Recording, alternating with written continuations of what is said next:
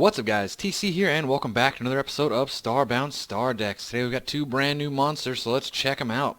First up we have Goblice. Now Goblice is a very unique flying monster. As you can see, he's got this very cool coloring.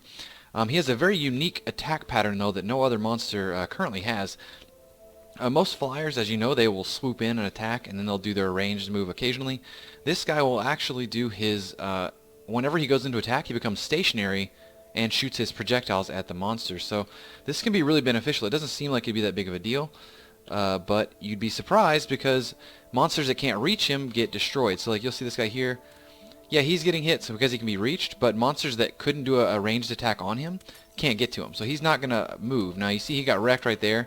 That's just kind of, this guy's kind of a good counter against him, so that's not really a fair analysis. But let's kill him real quick, heal him back up so we can spawn him back in. He is an ice type monster and he is completely immune to ice, so that means he doesn't take any damage whatsoever from ice attacks, ice moves, the ice status. So that can be really useful, especially if you have another ice monster like Snowlit in there, because he won't take any damage from him at all with his range attack.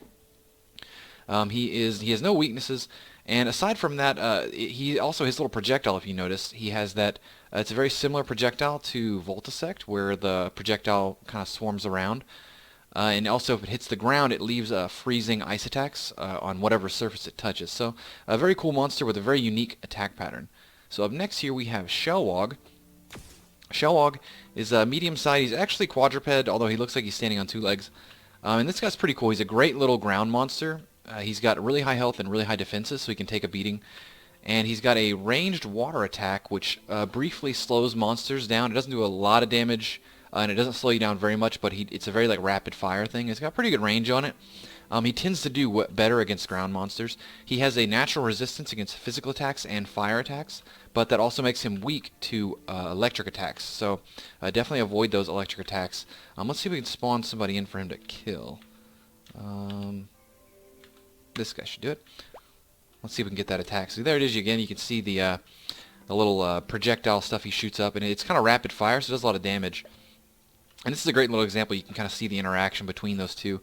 And the more we make these guys, the more we realize there's so much choice in how you, like, you know, certain monsters are going to fare up against other ones better. So like you saw him, he wrecked him in that position.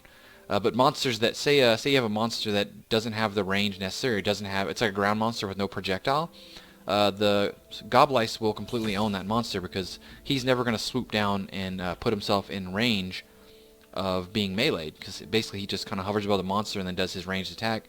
So yeah, if you can play him strategically, he's very good. So anyways, that's going to wrap up today's episode. Hope you guys enjoyed it. Please rate, like, comment, subscribe, and I'll talk to y'all later.